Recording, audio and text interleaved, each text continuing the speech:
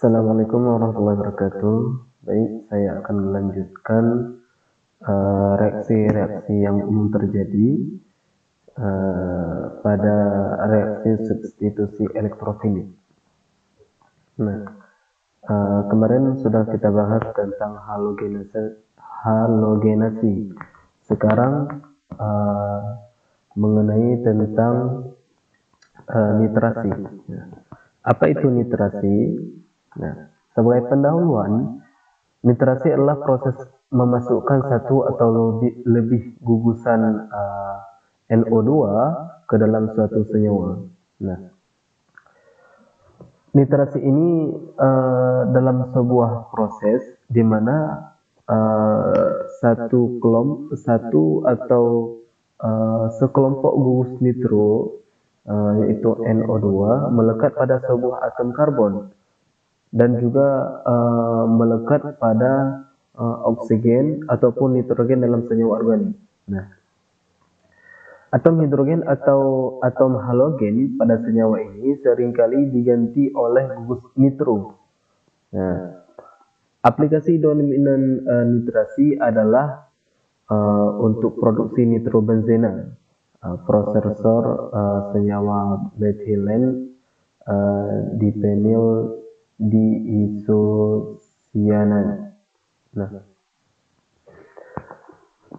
nitrasi ini juga terkenal digunakan untuk produksi bahan peledak, misalnya konversi gliserin menjadi nitrogliserin dan konversi toluena menjadi trinitrotoluena, yang sering disebut sebagai TNT, bahan peledak. Nah, jutaan ton nitroaromatik ini diproduksi setiap tahunnya. Nah, adapun tiga reaksi umum pada substitusi elektrofilik ini, yaitu reaksi pada nitrasi, yaitu yang pertama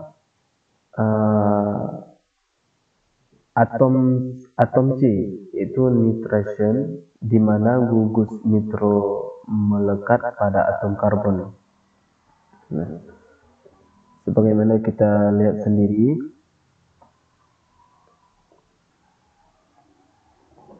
nah, ini adalah reaksi dari alkana atau parafin dan kemudian menjadi nitroparafin.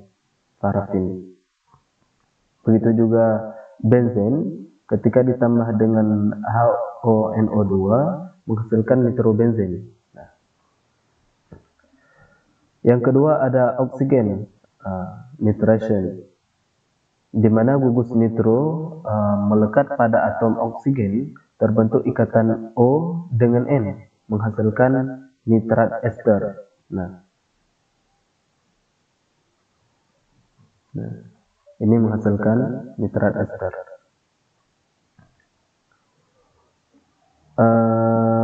Kemudian ada reaksi yang ketiga, yaitu N-nitration, nitrogen, di mana gugus nitro melekat pada atom nitrogen terbentuk ikatan N dengan N. Nah, nitrogen dengan nitrogen menghasilkan senyawa nitramin. Nah, ini menghasilkan nitroguanidin, guanidin. Nah, adapun nitrating agent, itu main nitrating agent ini adalah campuran nitrik asid dengan sulfurik asid. Nah, yang kedua campuran HNO3 dan H2SO4 disebut dengan mixed acid. Nah, di mana mixed acid ini paling banyak digunakan.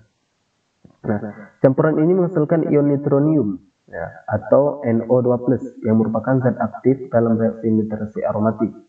Nah, ini reaksinya.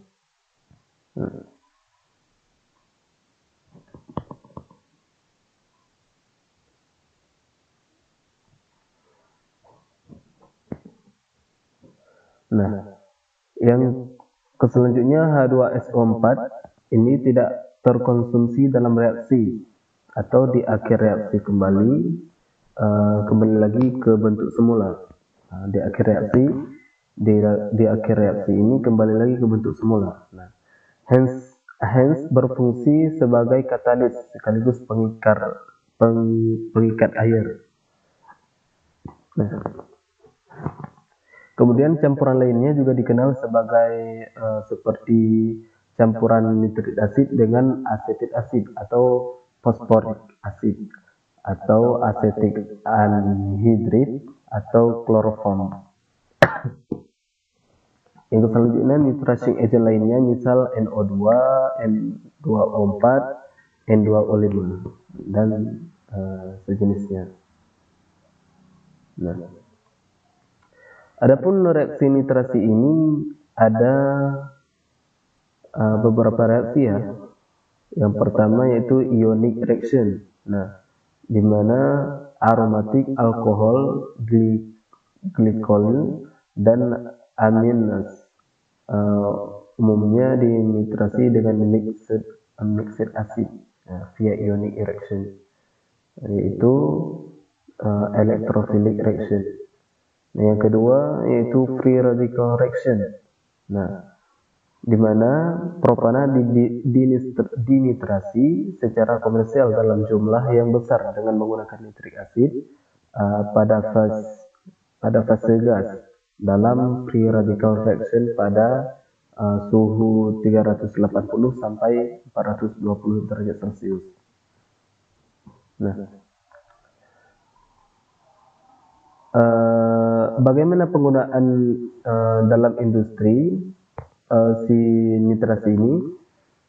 Jadi nitrasi ini dapat digunakan sebagai hasil antara misalnya pada industri zat warna, misal dari benzen menjadi nitrobenzen dan dari nitrobenzen menjadi anilin dan dari anilin menjadi zat warna.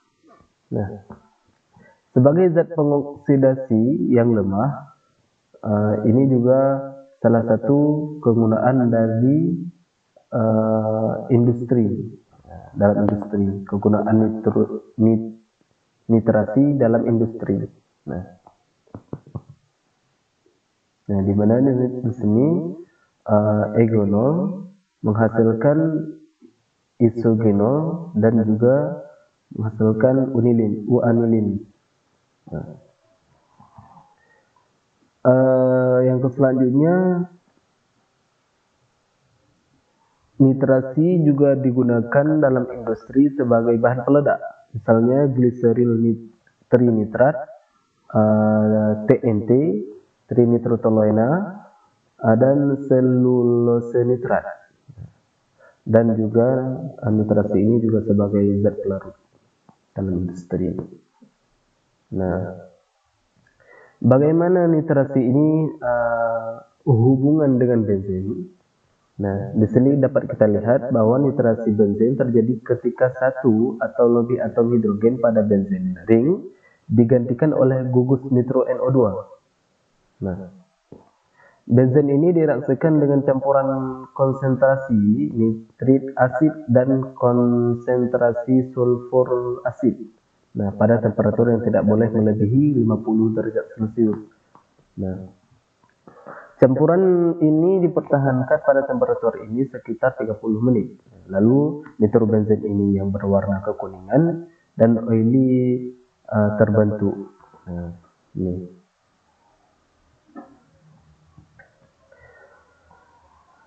Di sini ada keterangan yaitu sulfuric acid tidak dituliskan di sini karena fungsinya sebagai katalis. Berarti sulfuric acid di sini menjadi katalis, yaitu mempercepat reaksi ini.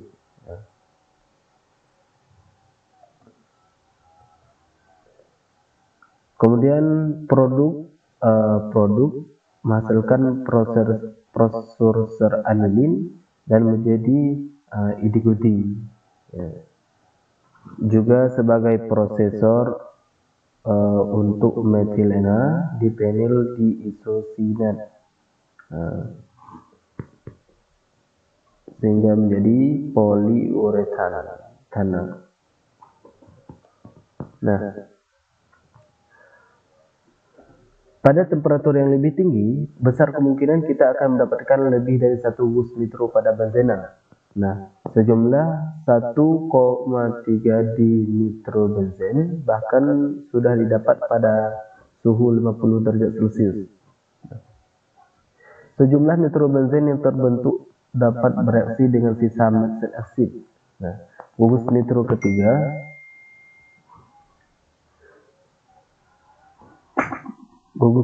ketiga juga mungkin didapat atau masuk pada posisi 5 dari cincin benzen. Namun hal ini sulit terjadi. Mengapa? Karena gugus nitro pada benzen ini membuatnya kurang reaktif. Jadi bisa dikatakan nitrobenzen ini tidak terbentuk pada kondisi ini.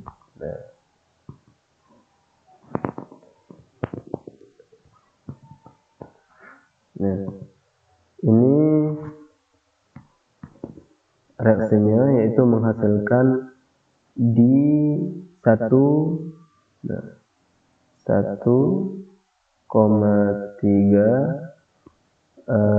di nitrobenzen.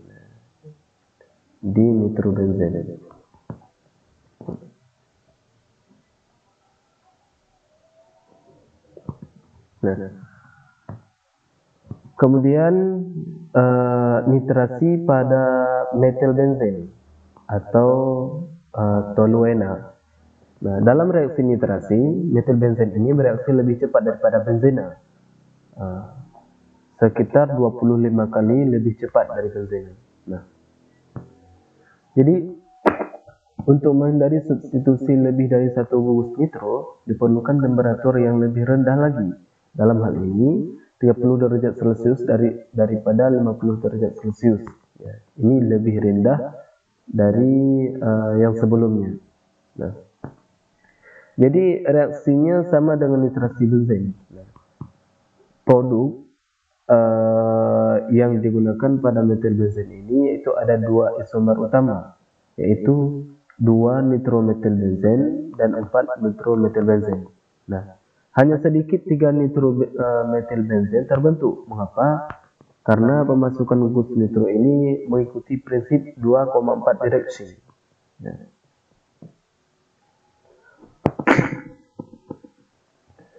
kemudian meskipun ada 5 hidrogen pada toluena yang bisa disubstitusi, 2 diantaranya berdekatan dengan gugus metil atau orto. Nah, serangan di salah satu dari posisi ini memberikan produk yang sama. Nah,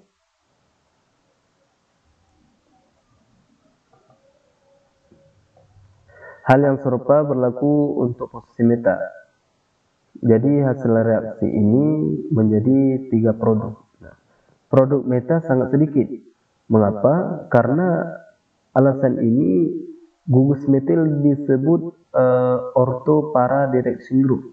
Nah, jadi ia mengarahkan elektrofil masuk untuk menyerang di posisi ortho dan para relatif yang terjadi pada dirinya.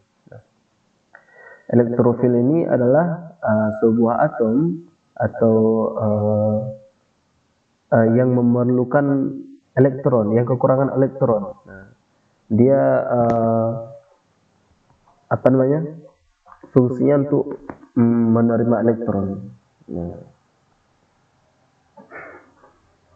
Nah, kemudian toluena pada trinitrotoluena yaitu dapat diproduksi baik dengan proses kontinu maupun batch dengan bahan baku toluena, nitrik asid yaitu HNO3 dan sulfuric acid sebagai raw material.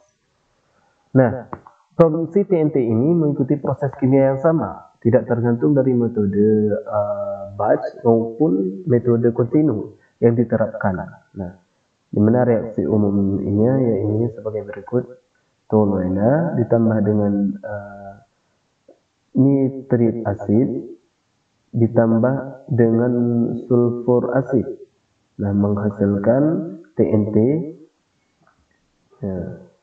menghasilkan trinitrotoluena.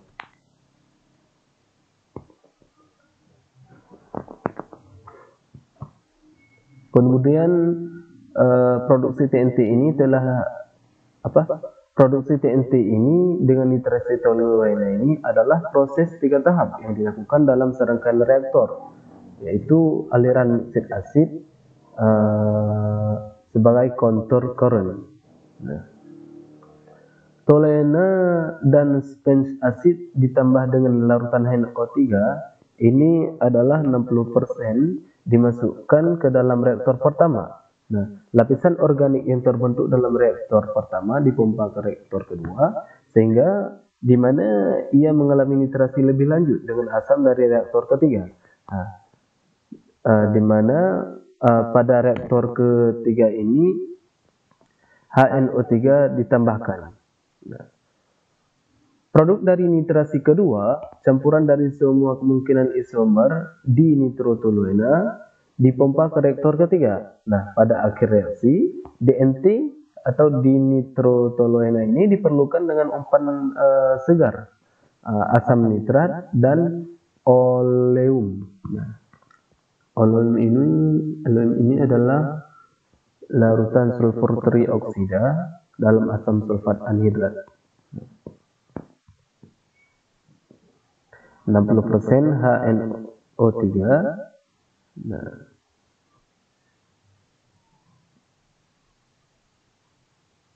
sehingga menghasilkan produk TNT. Nah, ini adalah larutan sulfur trioksida dalam asam sulfat alhidrat. Nah, oleum.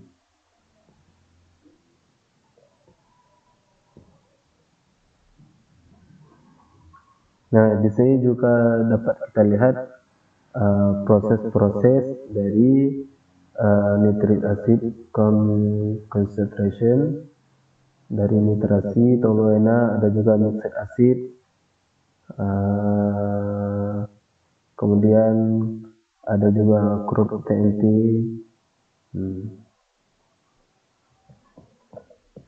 Ya, terus selanjutnya yaitu TNT ini, TNT mentah dari nitrasi ketiga terutama terdiri dari 2,4,6 trinitrotoluena. Nah, jadi trinitrotoluena mentah ini dicuci terlebih dahulu untuk menghilangkan asam bebas dan wash water, nah, atau yellow water, didaur ulang ke tahap nitrasi awal. Nah, kemudian TNT ini dicuci kemudian dinetralkan dengan soda abu dan diperlakukan dengan aqueous sodium sulfate. Nah, atau aqueous sodium saline solution untuk menghilangkan isomer kontaminan. Nah, kemudian limbah larutan selit tadi dari proses pemurnian dibuang secara aliran limbah cair. Nah, kemudian dikumpulkan dan dijual. Nah, atau dipekatkan menjadi sluri dan dibakar. Kristal TNT dilelehkan dan dilewatkan hot air dryer, di mana sebagian besar air menguap.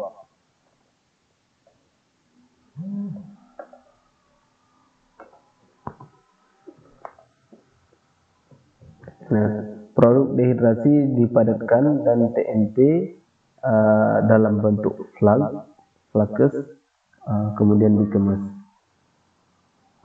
Nah, bagaimana proses perbandingan proses batch dan proses kontinu?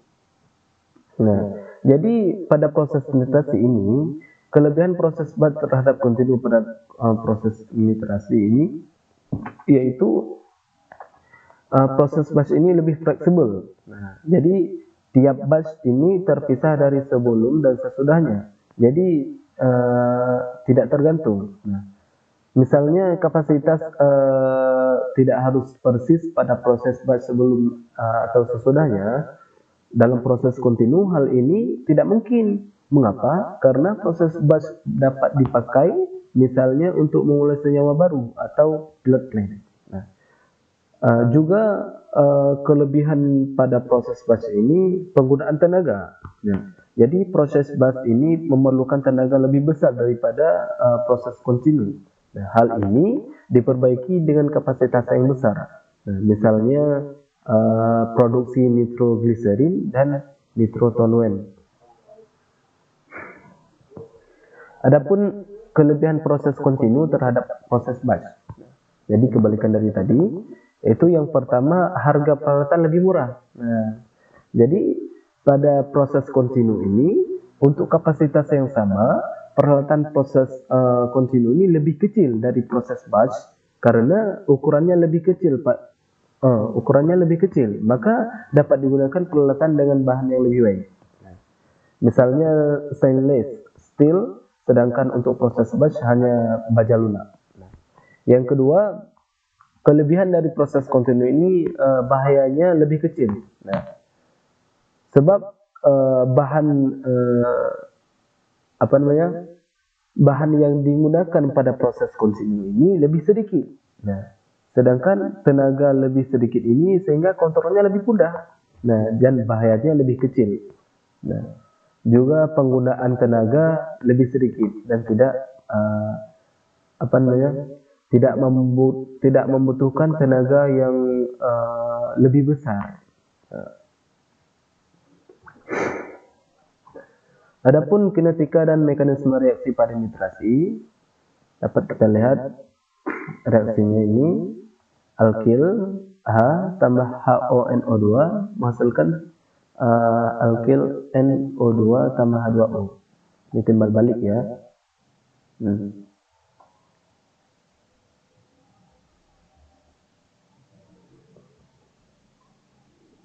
Oke. Dan ini rumusnya, di mana keterangannya yaitu di mana K ini ya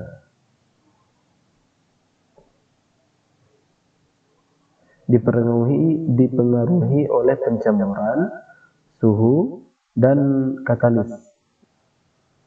Ya, jadi umumnya harga R, harga R ini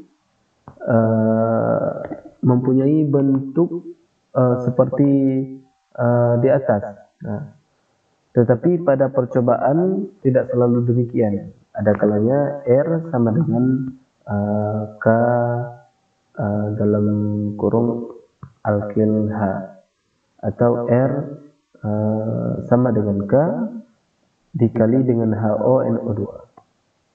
Tergantung pada jenis zat penetrasi yang dipakai serta dapat ditentukan oleh mekanisme reaksinya. Begitu juga pada yang sejenisnya. Jadi seperti ini, pengeluaran ion nitril bisa dipercepat dengan penambahan asam sulfat atau asam asetat glasial ataupun dengan asam fosfat pekat. Nah, jadi ion nitril ini akan menyerang hidrokarbon. Nah, adapun reaksi RNO2 tambah H tambah HSO4-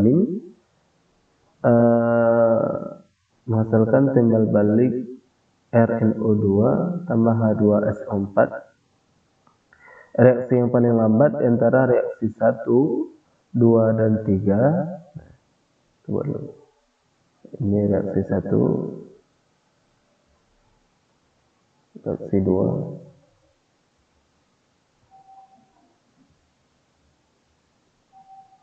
reaksi 3. Inilah yang paling menentukan kecepatan reaksi.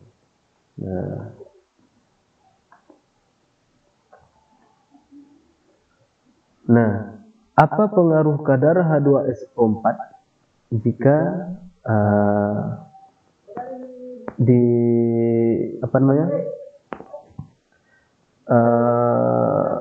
ditambahkan kecepatan reaksi atau ditambahkan katalis ya. Jadi dapat kita lihat sendiri kecepatan reaksi bertambah dengan bertambahnya ion NO2+ sampai mencapai kadar H2SO4 90%. Kemudian kecepatan menurun.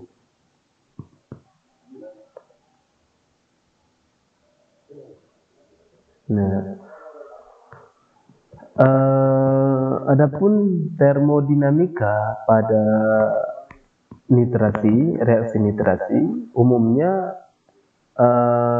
reaksi nitrasi ini eksotermis, jadi ada panas yang harus dihilangkan. Jadi panas yang timbul dari proses nitrasi ini adalah panas reaksi ditambah dengan panas pelarutan atau panas pengenceran. Nah, jadi panas reaksi dicari dengan bantuan panas pembentukan dan panas pembakaran.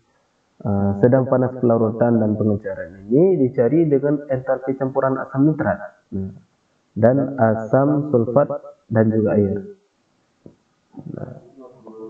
Nah, panas pembentukan yaitu delta HF pada suhu 22 derajat Celcius, yaitu sebagai berikut. Nah, dapat kita lihat sendiri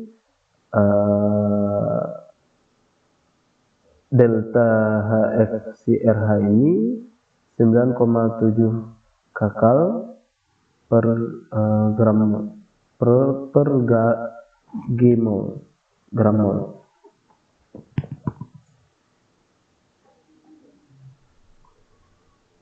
Dan seterusnya, sehingga menghasilkan delta H reaksinya min 34,3 kakal per gram mol. Nah, berikut ini ada beberapa tinjauan reaksi nitrasi. Nah, yang pertama ada pembuatan nitrobenzen. Oke. Pembuatan nitrobenzen. Nah, jadi yang perlu diperhatikan di C6H6 reaktif atau tidak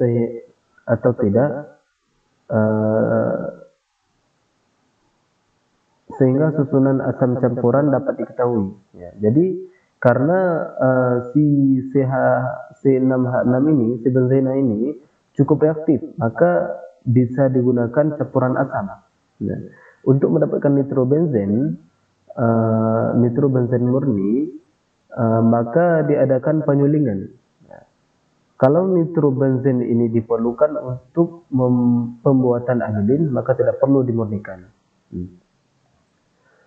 Yang kedua, nitrasi lanjut dari nitrasi benzen, ya, yaitu untuk ini diperlukan kondisi asam yang lebih istimewa dengan suhu yang lebih tinggi, dan harga alkil yang lebih besar. Jadi masuknya gugus nitro ke posisi meta, nitrasi ini biasanya menggunakan proses batch. Nah, adapun faktor-faktor yang memengaruhi proses nitrasi, yaitu ada dua hal yang harus menjadi perhatian kita, yaitu yang pertama R, yaitu rasio asam nitrat, yaitu perbandingan asam nitrat 100% dengan zat yang dinitrasi. Nah, sehingga R sama dengan HNO3 dikali dengan 100%.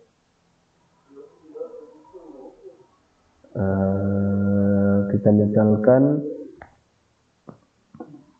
untuk gliseril trinitrat, yaitu R-nya sama dengan 2,3. Jadi yang kedua faktor yang mempengaruhi proses nitrasi yaitu NDA, yaitu nilai dehidrasi asam.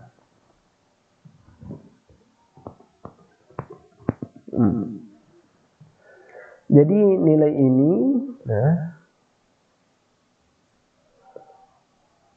nilai mana ini?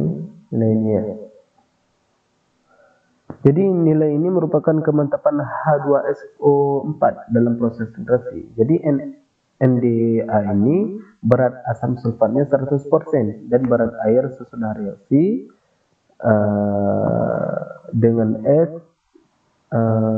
adalah persen H2SO4 dalam asam, N adalah persen HNO3 dalam asam, W adalah persen dari H2O dalam asam, dan E adalah jumlah air sesudah reaksi, air dari H karbon dan air dari reaksi. Jadi makin besar NDA proses reaksi makin bagus. Mengapa? karena makin kecil ND2 akan menyebabkan terjadinya akumulasi zat-zat dan mengakibatkan terjadinya oksidasi. Yang ketiga ada nitrasi klorobenzen. Jadi si klorobenzen ini masuknya gugus nitro bisa ke posisi orto atau para. Nah, jadi orto para ini sama seperti yang misalnya 1,2 ini dan sebagainya lah.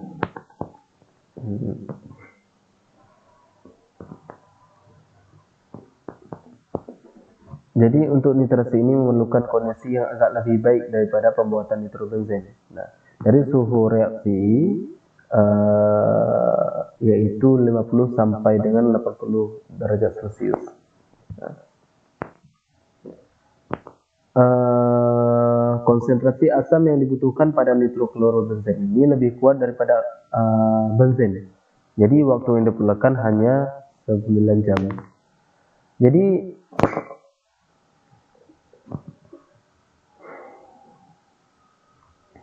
nitrasi aset anilit. Nah,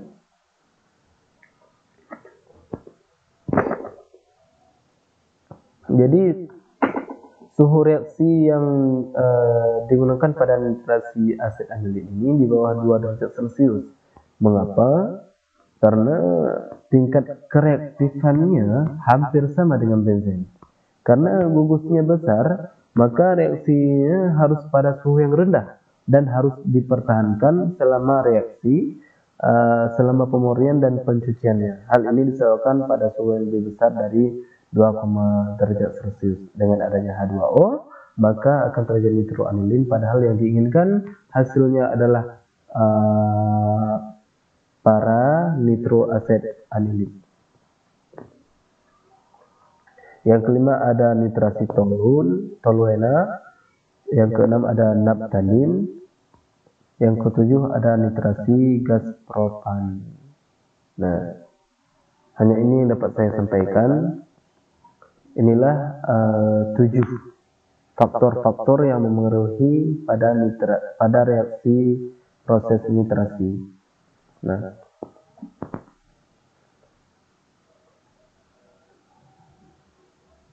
baik, jadi hanya ini yang dapat saya sampaikan. Jazakallah khairan. Bila taufiq wal hidayah. Assalamualaikum warahmatullahi wabarakatuh.